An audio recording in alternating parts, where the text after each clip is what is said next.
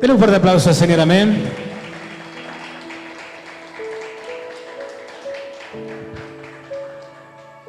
Damos gracias al Señor por un día más de vida.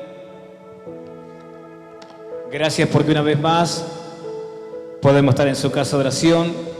Una vez más podemos oír su palabra. Amén. Y yo escuchaba recién a la hermana Débora y nunca hay que perder la esperanza cuando uno le predica a un familiar, un amigo, un compañero de trabajo. Y aunque no quieran escuchar, no importa, porque dice la palabra, Pablo sembró, Apolo regó, pero el crecimiento lo da Dios. Amén. Se refiere a la palabra. Nosotros la sembramos. Amén. El Espíritu Santo la riega. Amén. Y el Señor a su tiempo dará el crecimiento. Y cuando eso crezca en el corazón, porque la palabra de Dios va al corazón. ¿Sabe qué dice el Señor? Mi palabra nunca volverá vacía, dice, sino que hará lo que le ha enviado a hacer. O sea, si Dios puso palabra en tu boca para tu familiar, tu amigo, tu vecino, tu compañero de trabajo, quédate tranquilo que si Dios la puso, listo, nunca volverá vacía. A su tiempo, no te apures. Hoy hablábamos de la paciencia también. Amén. A su tiempo, Dios dará el crecimiento de esa palabra. Será como un árbol. ¿Vieron que dice como la semilla de la mostaza? Crece, dice, la más pequeñita de todas las semillas. Pero cuando crece llega a ser, es la única hortaliza que crece con tamaño de un árbol. Imagínense, no se la puede contener cuando comienza a crecer. Amén. Y imagínense cuando crece en el corazón de una persona, la persona ya está sembrada. Amén. Ya le pertenece a Cristo. Por más que no lo veamos, ¿cuánto lo creen? Aleluya. Dar un fuerte aplauso al Señor. Gloria a Dios.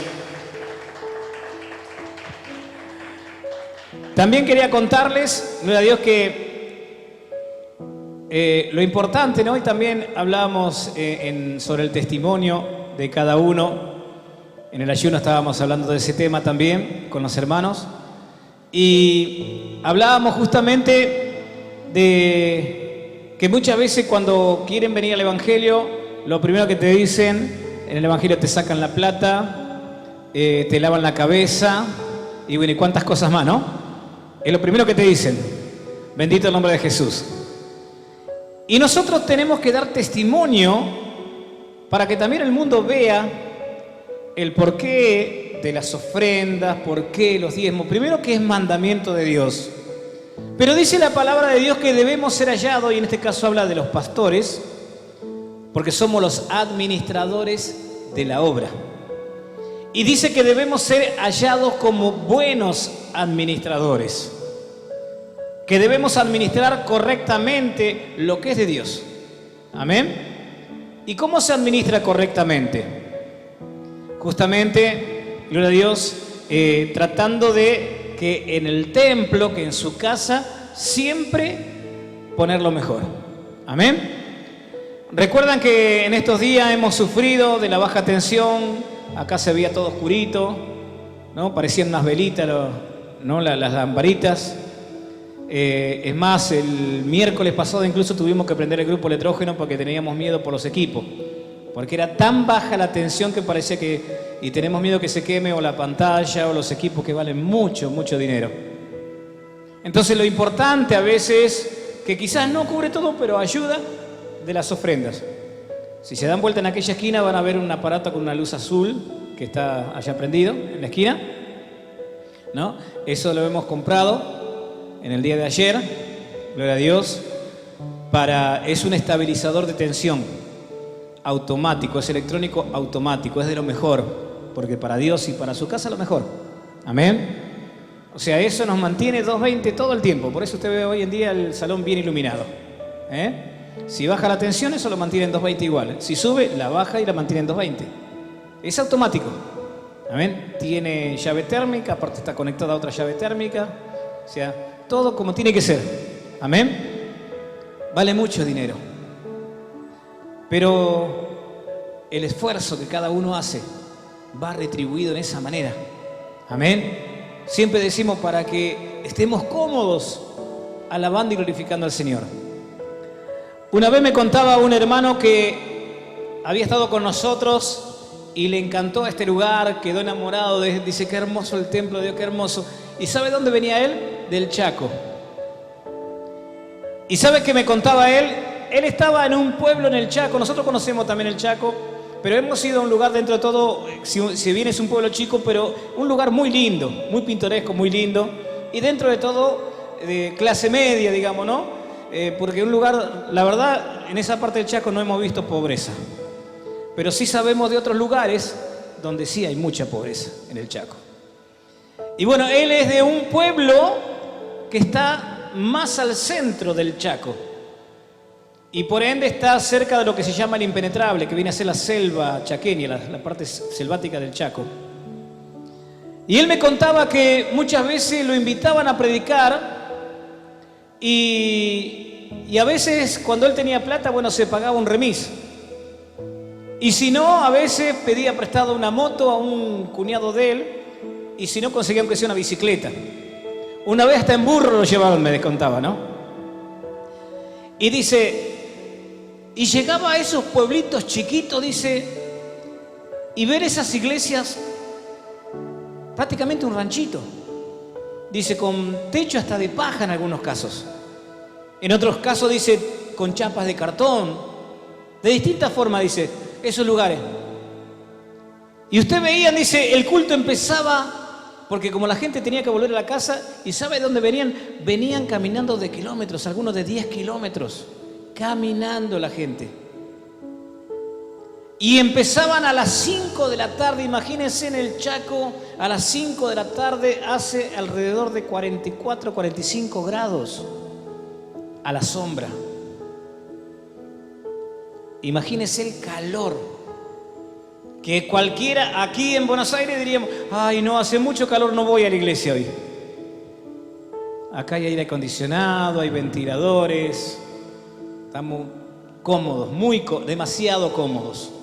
Amén. Bendito el nombre de Jesús. Allá ni siquiera un ventilador. Me decía, el hermano dice, había ido, dice, de saco, corbata, todo. Dice, primero, dice, ¿sabe lo que hice? Dice, no aguanté más y me tuve que sacar la corbata mientras estaban, dice, en el culto, dice. Y todo a cantar a capela, ¿eh? No hay los equipos que tenemos nosotros acá, a capela. Y dice, y dos que tocaban la guitarra, dice, les chorreaba la transpiración a los hermanos, la camisa empapada. Pero ellos seguían, dice, y le daban, alababan a Dios. Bendito el nombre de Jesús. Dice, ya la tercera alabanza me saqué la corbata. Cuando iba por la quinta alabanza me saqué el saco.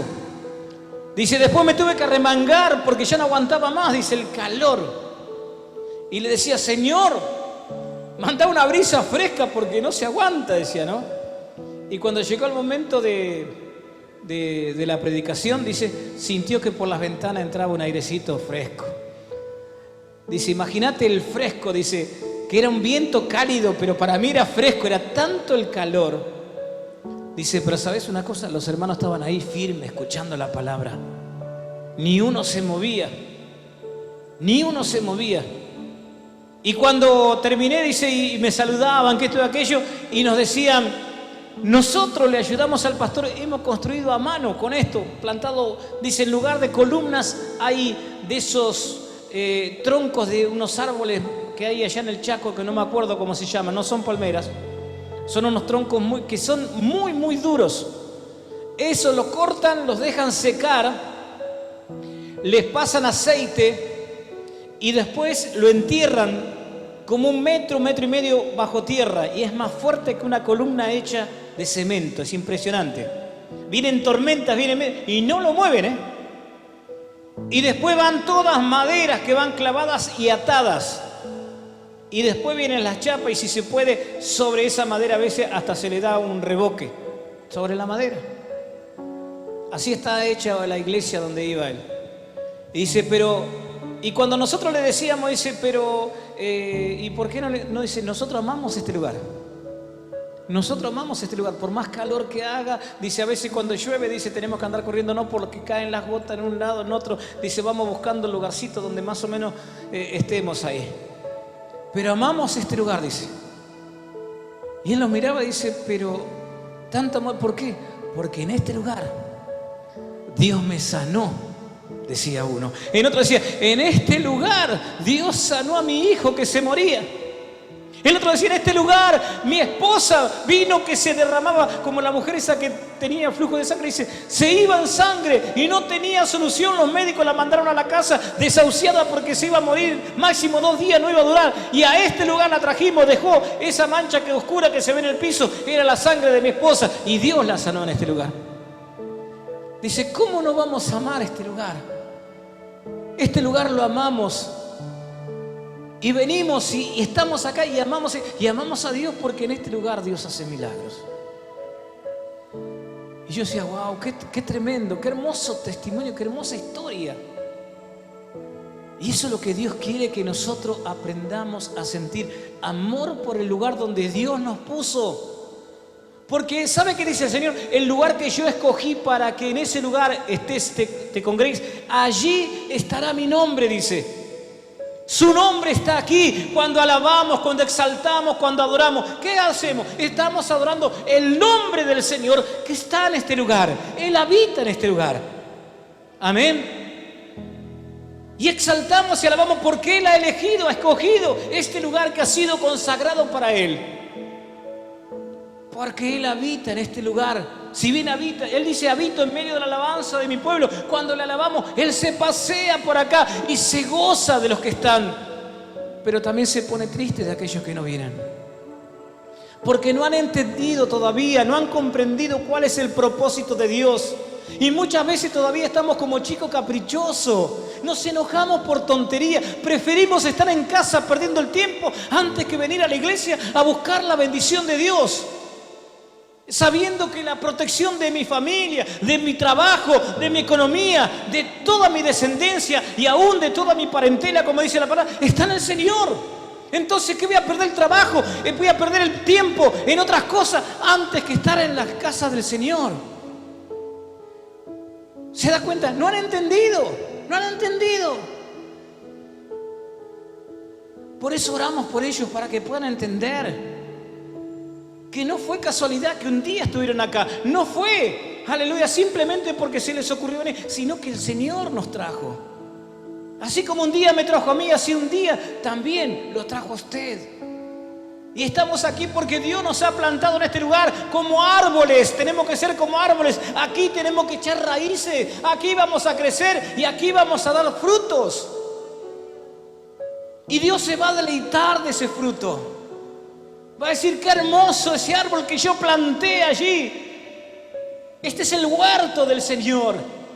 Bendito el nombre de Jesús. Aleluya. ¿Y sabe por qué lo ha hecho? Diga conmigo, por amor. Lo ha hecho por amor. Porque nos amó, aleluya. Porque puso amor. Escúcheme una cosa, yo quisiera que usted póngase un momento a pensar. ¿Cuánto dinero, cuánto? Y no es por el tema dinero, sino para que usted entienda un poquito cuánto dinero hay invertido. Se pone a pensar con detalle cada cosa, cuánto dinero hay invertido. Si Dios no hubiera puesto amor en nosotros, ese dinero lo invierto en mi casa, me hago, no sé, un chalet con pileta, qué sé yo, con jardín. Me compro ¿vio esas casaquintas que hay por ahí? Bendito el nombre de Jesús, me la paso viajando por ahí en avión, qué sé yo, por acá, por allá, por todos lados. Bendito el nombre de Jesús, tendría una cuenta ocultada en el banco. Pero Dios ha tocado y ha cambiado el corazón del hombre. Ese es el milagro más grande y lo ha hecho por amor. Él salvó mi vida. No hay dinero capaz en el mundo de pagar esa deuda, porque la pagó a precio de sangre. No hay dinero para pagar eso. La salvación no se paga con dinero. No se paga con dinero. Éramos inmerecedores de esa salvación. Pero Él por amor fue a la cruz y dijo, voy por Ramón, por Carmen, por Rosa, por Cristina, por Eliseo, por Estela, por Miguel, por Luciana, por Mili, por Brian, por Karen, por Débora, por Fernando, por Daniel, por los chicos, por todos. Por todos. Aleluya. y pagó ese precio. Por eso cuando Él entregó su vida en la cruz, cuando Él antes de expirar, ¿qué dijo? Dice la palabra que dice, consumado es. ¿Qué significa? Ya está pagado, significa. Listo, se cerró el trato. Consumado es. Ya no tienen que ir al infierno. Ahora tienen las puertas del cielo abiertas. ¿Y eso sabe por qué lo hizo? Por amor. Solamente por amor. Vamos a abrir nuestra Biblia allí en Primera de Juan, en el capítulo 4 y en el versículo 7. Primera de Juan, capítulo 4, versículo 7. Dice así la palabra del Señor. Quiero que escuche bien con atención y que esta palabra se le grabe en su corazón. Amén. Dice así: amados, amémonos unos a otros, porque el amor, ¿de quién es? Es de Dios. Todo aquel que ama es nacido de Dios y conoce a Dios. El que no ama no ha conocido a Dios, porque Dios es amor. ¿Entendió? El que no ama no ha conocido a Dios. ¿Y cómo podemos saber que amamos? ¿Cómo podemos saber que tenemos ese amor de Dios en nuestras vidas? La Biblia dice, ¿por qué? ¿Alguno que me diga por qué? ¿Cómo se sabe? Diga conmigo, por sus frutos le conoceréis. Amén. Por sus frutos le conoceréis. Bendito el nombre de Jesús. Claro, hay que dar frutos de amor. Si no decimos que amamos, ¿y cómo se demuestra el amor? En la preeminencia del amor dice, el amor es benigno. El amor todo lo puede, todo lo espera, todo lo sufre, todo lo perdona. Wow, quiere decir que vamos a sufrir por amor, pero vamos a perdonar, vamos a comprender, vamos a esperar, vamos a saber tener paciencia. ¿Por qué? Porque el amor de Dios está en nosotros. Si no tenemos esas cosas es porque todavía el amor de Dios no está en nosotros. Amén. Bendito el nombre de Jesús. Aleluya. El amor de Dios tiene que estar en nuestra vida. Mira, ¿saben que yo me acuerdo, a veces uno dice, muchas veces yo he oído decir te amo, lo dicen las parejas. Y tanto te amo y después terminan separándose. No entiendo, qué amor. Amén. Te amo y terminan a los garrotazos. Un amor. Claro, acá en el mundo se dice, ¿cómo es? El que te ama te aporrea, algo así, ¿no? Pero no, eso no es bíblico, ¿eh? Bendito el nombre de Jesús. Todo lo contrario. Bendito el nombre del Señor. Por eso nosotros debemos demostrar ese amor de Dios en nuestras vidas. ¿Sabe que quiero contarle dos hechos? Una vez, a veces los enfermos,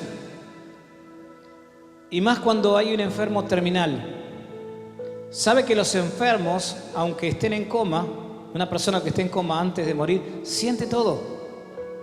No está consciente, no puede abrir sus ojos, no puede hablar, pero siente todo. Y yo lo he comprobado porque yo me acuerdo cuando falleció mi papá, me acuerdo que yo estaba trabajando y me avisaron que mi papá estaba internado. Un pariente, porque a veces los parientes no son lo que quisiéramos que fueran, pero oremos por nuestros parientes para que el Señor los toque y los convierta. Amén. Bendito el nombre de Jesús. Lo había internado en el hospital de Ezeiza. Y como mi papá era un hombre que tomaba y había tenido un ataque de cirrosis. ¿Saben lo que es la cirrosis? Cuando el alcohol avanza y tanto tomar alcohol, le va quemando el hígado. Entonces, cuando le quema el hígado, muchas veces la persona tiene hemorragias. ¿Entiende? Bueno, eso fue lo que le pasó a mi papá.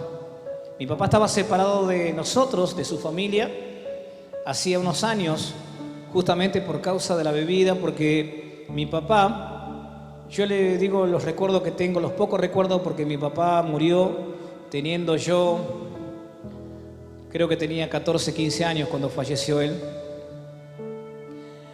Y hacía muchos años que ya estaba separado de mi mamá. Y los recuerdos que tengo de cuando era chico y él vivía con nosotros es que él era un hombre muy respetuoso, muy aseado, muy trabajador y muy bueno, muy bueno, pero mientras estaba sobrio.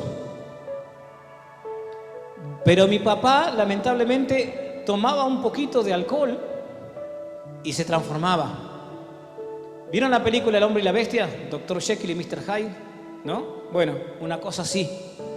Mi papá se transformaba y lamentablemente golpeaba a mi mamá, a mi hermana que era la mayor por defenderla a mi mamá, y yo y mi hermana éramos los más chiquitos y mi hermana muchas veces por protegernos a nosotros, la mayor, que ya falleció también, muchas veces recibió palizas por defendernos a nosotros que éramos los más chicos, porque era mi hermana y era nuestra mamá también a la vez, porque mi mamá trabajaba y la que nos cuidaba todo el día, nos mandaba al colegio y todo, era mi hermana la mayor. Ese es el recuerdo que yo tengo de mi papá.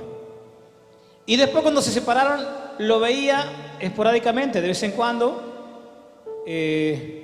él estaba disponible. Entonces, cuando yo lo iba a ver a él, y bueno, a veces compartíamos una comida, una charla, y eso era todo, porque después él tenía sus amigos, su junta, y lamentablemente eso lo perdía. Y bueno, y ese día me avisaron a mí que él estaba internado hacía 2 días, y dice que de casualidad al hospital ese, yo digo, o propósito de Dios, ¿no? De casualidad, internan a un hombre que también vivía allí en La Ferrera, donde él vivía, que era vecino, y él lo reconoció. Y él le dijo, ¿qué hace ese hombre? ¿Usted lo conoce? Sí, no, acá está internado como NN, dice. ¿Quién lo trajo? Dice, lo trajo una persona así, así, así. Dice, ese es pariente de él. Dice, qué mal que haya hecho eso. Entonces dice, mire, yo lo único que tengo, dice, sé que la hija vive en tal lado, dice, y creo que este es el teléfono, me parece, porque él una vez me dio para que la llame. Y se comunicaron con mi hermana. Mi hermana le avisó a mi mamá me avisó a mí. Imagínense, yo enseguida pedí permiso, salí del trabajo, fui a buscar a mi mamá y nos fuimos y llegamos al hospital de Ezeiza. Cuando llegamos, el médico me dice, le dice a mi mamá, si quieren pasar, pueden pasar unos minutitos, pero está en coma, dice el hombre, ya no siente nada, dice. Ya está más del otro lado que de acá, dice. O sea, estaba muriendo. Había perdido mucha sangre, lo habían traído así nomás y ya estaba muy débil. Entonces yo le dije a mi mamá, yo quiero verlo. Entonces me dieron permiso y yo pude pasar a verlo. ¿Y sabe por qué le digo? Que cuando entré y lo vi ahí con la sonda, ¿cómo se llama? El suero que estaba ahí, ¿no? Y la maquinita haciendo pip, pip. Y yo me acuerdo que le di un beso en la frente y le agarré la mano. Cuando yo le agarré la mano, yo sentí que su mano se movió. Por eso le digo, sienten. Y yo le digo esto, usted sabe qué feo y qué triste que debe ser para una persona morirse solo. ¿Sabe qué triste? ¿Y sabe a qué me lleva esto? A cuando Jesús fue crucificado. Llegó un momento que Él quedó solo. Y por cargar con nuestro pecado, diga, señálese así, diga, con mi pecado. Porque Él cargó con nuestro pecado. Dice la Biblia que se hizo pecador, siendo santo, siendo justo, se hizo pecador por amor a nosotros. Él cargó nuestro pecado, se hizo pecador. Por ende, como Dios es santo y la luz no tiene convivencia con las tinieblas, quedó solo. Porque el Espíritu Santo mismo tuvo que apartarse de él. Él cargaba con pecado, con nuestro pecado. Y recuerden aquellos que leen la Biblia que Él dice: Padre, ¿por qué me has abandonado? Él se sintió solo. Sus discípulos lo habían abandonado. Sus amigos lo habían dejado. Quedó solo allí agonizando en la cruz. Y se sintió triste. Bendito el nombre de Jesús. Y yo pensaba en ese momento, cuando le tomé la mano a mi papá, él reaccionó. Es más, yo pensé, la miré a mi mamá y le dije: pero está bien, porque él movió la mano. Cuando yo lo agarré, él se ve que quiso agarrarme. Sintió que alguien de su sangre, que alguien que lo quería, estaba allí junto a él. Y yo me imaginaba a Jesús allí solo en la cruz. Solo. Pero era tan grande el amor que dijo: no le tengas en cuenta este pecado, perdónalos. Y yo pensé, le digo a mi mamá, capaz que mejora. Todavía le digo a mi mamá: mamá, te pido un favor, si él sale de esta, vamos a llevarlo con nosotros, cuidémoslo.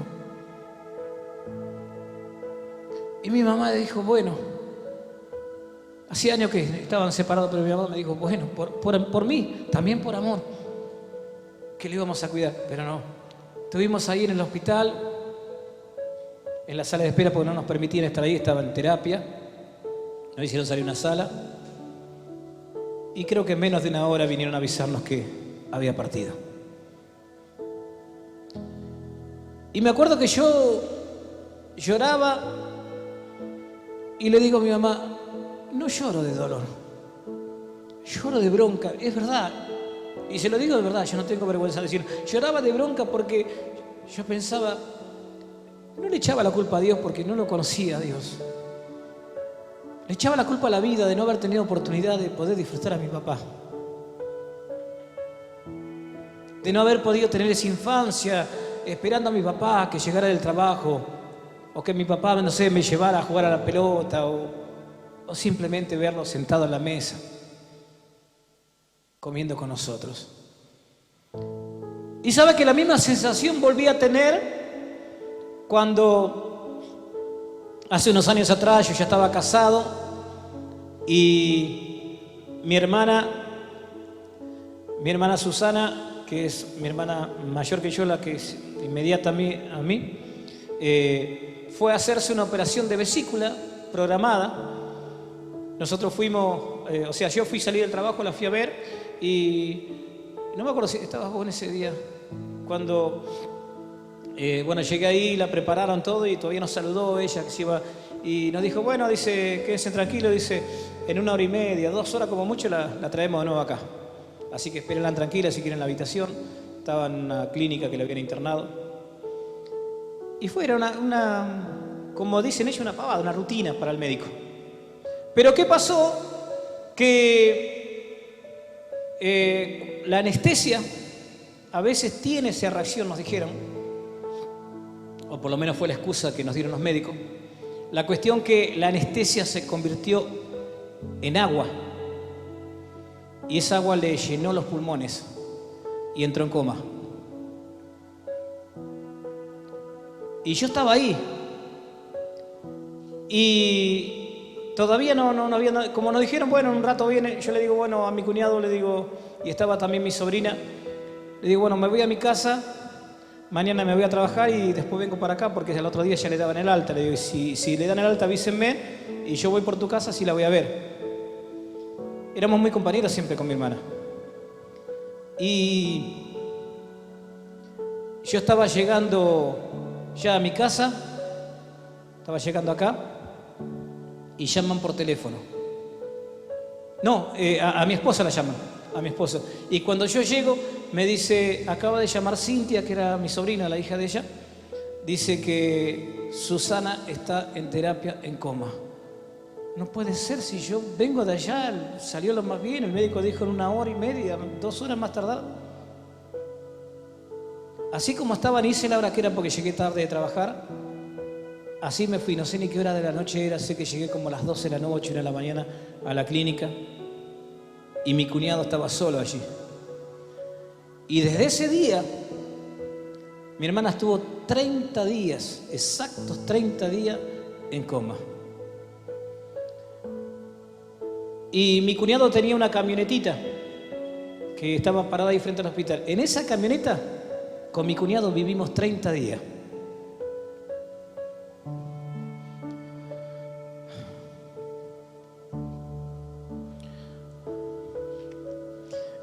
Mi cuñado, más allá de ser mi cuñado, era mi amigo también. Nos conocíamos de muchos años. Trabajamos juntos.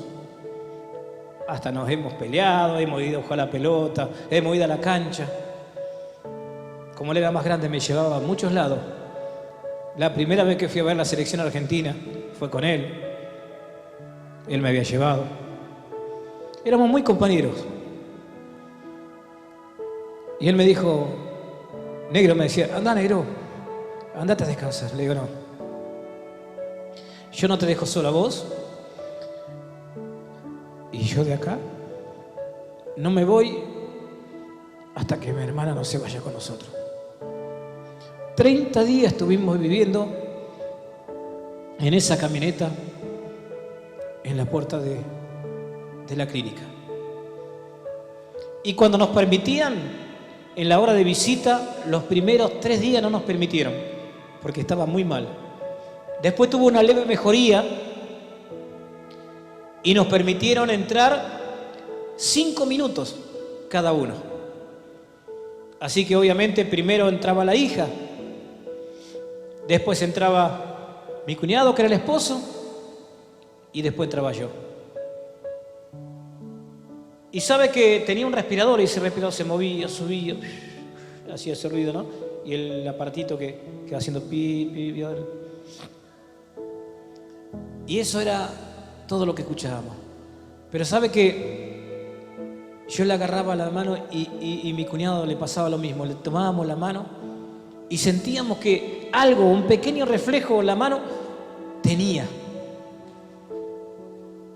Y eso después un médico que vino, que le atendió a ella, un médico ya grande, tendría como 60 años, un hombre de mucha experiencia, un cirujano, nos dijo, ¿saben que muchos creen que cuando están en coma la persona ya está? No, la persona sigue viviendo, sigue sintiendo.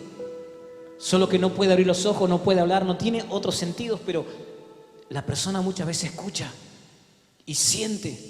Y más si es un familiar, una persona querida, lo siente.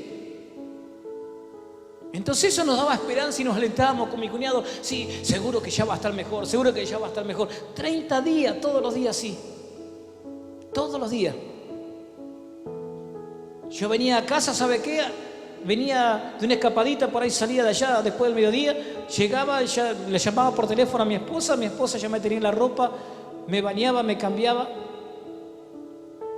y me daba otra remera para tener allá, una campera, porque encima hacía tiempo que no hacía mucho frío, pero estaba fresco y más de noche. Y me iba de nuevo. Por eso también tengo que darle gracias a mi esposa que me supo bancar en eso, ¿no? Entenderme de que era mi hermana. Yo no podía dejarla. Era sangre de mi sangre. Yo la amaba, entonces no podía dejarla. No podía dejarla en ese lugar. Yo no conocía todavía al Señor, pero así todo le pedíamos a Dios. Con mi cuñado le pedíamos a Dios. Y el día que salió de la coma, sabe que ya estábamos acostumbrados, íbamos y había un garage que tenía la clínica donde entraban las ambulancias y los médicos estacionaban al fondo y había un baño ahí. Y el sereno nos veía todos los días que él nos dejaba pasar al baño y nos dejaba que nos lavemos la cara, que tenían un dispenser y nos permitían sacar agua. agua caliente para el mate y agua fría para tomar nosotros en el día. Así que gracias a Dios también por esa gente que Dios tocó el corazón y nos vieron tan desesperados. Y estábamos tan acostumbrados que subimos hasta terapia como siempre. Y me acuerdo que cuando estábamos ahí, dice, van a tener que esperar un poquito. Y no nos decían nada. Y vino un médico, y vino otro médico, y vino otra médica, y entraron. Y nosotros así medio vio como a veces cuando uno está en las clínicas no le pasó que curosea a ver si es su pariente o quién es. Curioseamos así y vimos que era justo la cama donde estaba mi hermana. Y ahí estábamos nosotros, desesperados por saber qué es lo que le pasaba. Y cuando salió la doctora, dice los familiares de Susana Ferreira, y nosotros estábamos ahí y nos dice, tengo una noticia para darle. Encima lo hace con suspenso, ¿vio? Estábamos nosotros tan... Y dice, reaccionó bien. Gracias a Dios, a las oraciones, si ustedes son creyentes o no, dice, pero ha reaccionado bien. Dice, van a esperar un ratito más porque ya le van a sacar, dice, es el oxígeno que le ponen, ¿no? El respirador. Le van a sacar, dice, y la van a acomodar todo para que vamos a ver si ella puede, dice, tomar aunque sea unas cucharaditas de té. Dice, después ya la vamos a dejar entrar a ver. Imagínense la alegría. Imagínense, era, no sé, tocar el cielo con las manos. Nos abrazamos con mi cuñado. Nos abrazamos. Mi cuñado me decía, gracias, negro, gracias porque no me dejaste. No, le digo, ¿cómo te voy a dejar? ¿Cómo voy a dejar a mi hermana? Imagínense si uno siente un amor así como el amor que Dios nos pone. Y lo que hoy en día nosotros sentimos cuando faltan los hermanos, cuando se quedan, cuando se apartan. Nos duele. Nos duele porque sentimos que también son nuestros hermanos, son nuestros seres queridos. Algunos por ahí dicen, total es un rebelde, que se vaya, que no... Nosotros no, es un alma. No importa si es rebelde, si es el peor, no sé, porque yo también fui rebelde. Yo también fui malo, yo también fui quizás lo peor. Hasta que un día Dios me transformó, hasta que un día Dios cambió mi vida, Dios cambió mi corazón. Bendito el nombre de Jesús. Entonces no puedo menospreciar a nadie. Hoy hablábamos sobre los chicos de la droga de estos días que pasó esto, que salió en la televisión en todos lados, cuántos que murieron y cuántos que estuvieron internados. Y le digo, ¿sabes qué? Yo no sabía nada, que en mi trabajo estaban pendientes y más de uno ha visto todos estos videos que subimos en YouTube, más de uno lo ha visto. Tal es así que vino una letrada de la corte y me preguntó, me dice, en la iglesia que ustedes van, dice, ¿tienen lugar de rehabilitación? Le digo, no, porque es una iglesia chica de barrio, le digo, pero hay lugares de rehabilitación. Pero aparte de eso, le digo, nosotros los recibimos con amor. Le digo, porque ¿sabes qué pasa? Pasa lo mismo que a veces en la iglesia cuando hay unos que no vienen, que es rebelde y que a veces como dicen, bueno, no viene que se embrome. No, Jesús dio su sangre también por ese rebelde. Jesús dio su sangre por ese que estamos desechando y que pensamos que ya no tiene vuelta. No, tenemos que amarlo. Tenemos que amarlo porque nosotros también tenemos nuestros errores y Dios también nos ama y nos perdona cosas quizás iguales o peores. Bendito el nombre de Jesús. Le digo, ¿y sabés lo que pasa con esos chicos que están en la droga? Se sienten despreciados, se sienten discriminados, se siente que nadie los ama y que aún su familia los rechaza muchas veces. ¿Sabes cuántos necesitan que los abracen? ¿Sabes cuánto tiempo hace que no abrazan a esos chicos y se amontonan en las esquinas y están allí drogándose, están allí tomando y ellos mismos forman como una especie de círculo íntimo que es su caparazón, su autodefensa? ¿Por qué? Porque se sienten que todos los discriminan, los juzgan y no se dan cuenta que eso es un flagelo, es una enfermedad. Y que tenemos que orar por ellos, no despreciarlos. Tenemos que orar, tenemos que amarlos. Y si es posible, acércate y abrazalos. Que no se sientan solos. Jesús se sintió solo en la cruz. Mi papá se estaba muriendo solo allí en una cama, pero cuando le toqué la mano reaccionó. Y yo creo que a último momento sintió que se moría, pero no se iba solo. Su hijo estaba a su lado. ¿Sabes cuánta gente necesitan que lo abracen, que le digan que lo amás? Que le digan que hay un Dios que lo ama, que hay una iglesia que tiene las puertas abiertas para ellos, que no van a ser discriminados ni juzgados.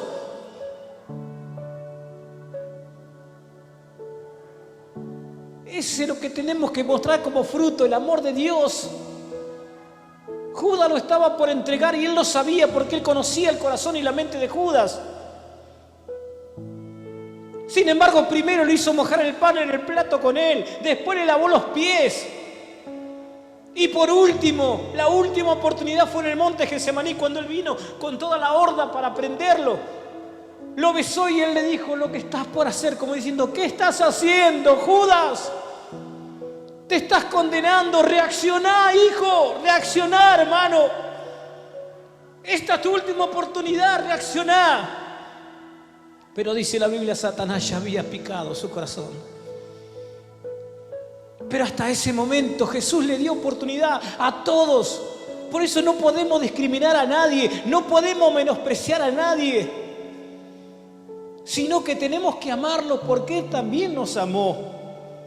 Nosotros tampoco merecíamos quizás el perdón, sin embargo nos amó y nos perdonó.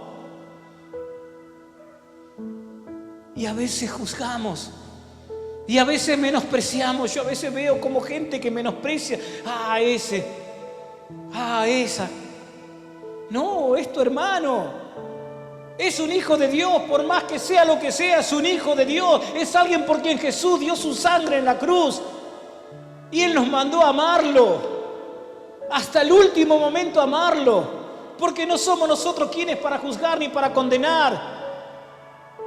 Dios nos mandó a amar al prójimo, a amar al hermano, porque el que no ama a su prójimo, no ama a su hermano, al quien lo ve, tampoco ama a Dios. El que no ama no conoce a Dios, por más que hable y predique lindo, no conoce a Dios. Aleluya, porque Dios es amor. Lo primero que Dios es amor, y el primer fruto que un cristiano tiene que dar, llámese pastor, llámese lo que se llame, gloria a Dios, tiene que ser el amor. Y no amar solamente al que te ama, o al obediente, o al lindo, o al que te diezma, o al que te ofrenda, o al que te saluda. Ama al peor, porque Jesús también lo amó, porque Jesús nos amó de esa manera. Amalo, ora por Él. Como dijo la hermana, trae alimentos, que hay mucha gente que necesita, que le podemos acercar. Si le pasa eso, por algo será. Si le pasa eso, se lo merece. Muchas veces he oído estas cosas y me entristece y se acongoja mi corazón, porque yo a veces digo, ¿cómo pueden ser cristianos? Es que no han conocido a Dios, lo dice la palabra, no yo. No han conocido a Dios, porque Dios es amor. Porque si no amamos a nuestro hermano o a nuestro prójimo, al que vemos, ¿cómo podemos decir que amamos a Dios que no lo vemos? ¿Cómo podemos decirnos hijos de Dios si no amamos a nuestro hermano o a nuestra hermana? No, ya está, ya fue. No, no fue. ¿Qué pensó también Ananías cuando le dijeron que tenía que orar? Aleluya, por Saulo. No, ese no, Señor, si ese perseguía, mataba a la iglesia, ese es cualquier cosa. No sabemos el propósito de Dios en la vida de cada uno. Quizás al que más despreciamos, quizás al que más menospreciamos, quizás al que menos amamos o al que lo tenemos por nada. Quizás Dios puso los ojos en él para ser el día de mañana un gran siervo de Dios, una gran sierva de Dios. Yo siempre me pongo a pensar, no lo dice la Biblia, pero con mi esposa lo hablamos, le digo, ¿qué habrá sentido este tal Ananías? Pasado el tiempo, cuando vio que ese al que él no quería ni siquiera ponerle las manos para orar porque era esto, porque era aquello, se convertía en el tremendo apóstol que fue Pablo. Nunca hay que despreciar a nadie, porque no sabemos el propósito que Dios tiene. Sí, a veces como pastores nos da a veces un poquito de bronca que uno dice, le estoy enseñando, le estoy hablando, ¿qué más quiere que haga? Nada. Ora simplemente. Orá simplemente, si Dios lo puso en tu camino, orá por él, orá por ella. No podemos hacer nada porque nosotros no podemos convertir ni transformar a nadie. Eso solamente Dios lo puede hacer. Acá han venido, gloria a Dios, hermanos, me acuerdo, han venido chicos que tenían el pelo hasta por acá, con colita atada, con aros acá, se ataban el pelo, se lo escondían abajo de la gorra, se ponían gorra, venían todos así nomás. Jamás le dijimos, acá no podés entrar. Tatuados, bendito el nombre de Jesús, nunca le dijimos, acá no podés entrar. Todo lo contrario, le dijimos, esta es tu casa, bienvenido a la familia de Dios. Y hemos visto más de uno, muchas veces nos asombramos de verlo después, solo, sin que nadie dijera nada, cortado el pelo, ya sin aros. Y hoy en día, más de uno predicando la palabra de Dios. Otros con ministerio de alabanza, otros con distintos dones y talentos que Dios les ha dado. Por eso nunca hay que menospreciar a nadie. Nunca. Bendito el nombre de Jesús, porque no sabemos.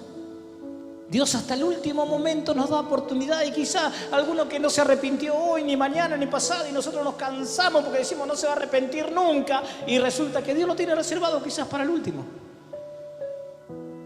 Bendito el nombre de Jesús. Mire lo que dice en el versículo 20 del mismo capítulo 4. Si alguno dice yo amo a Dios y aborrece a su hermano o hermana, es mentiroso. ¿Escuchó? Es mentiroso. Pues el que no ama a su hermano, ¿a quien ha visto? ¿Cómo puede amar a Dios a quien no ha visto? ¿Se da cuenta? Por eso le decía, por sus frutos le conoceréis. Y el primer fruto del Espíritu, cuando decimos tenemos el Espíritu Santo, el primer fruto del Espíritu es el amor. Y de todos los dones y talentos, dice la Biblia que llegará un día que todo se terminará. El único que seguirá en nosotros y entrará al cielo es el amor, porque Dios es amor. ¿Se da cuenta? Después los dones y talentos, todo se terminará, dice. Todo. No tendremos nada, todo cuando llegue el momento de irnos. Lo único que permanecerá es el amor. Amén. Así que en esta noche yo quiero primero que te pongas de pie.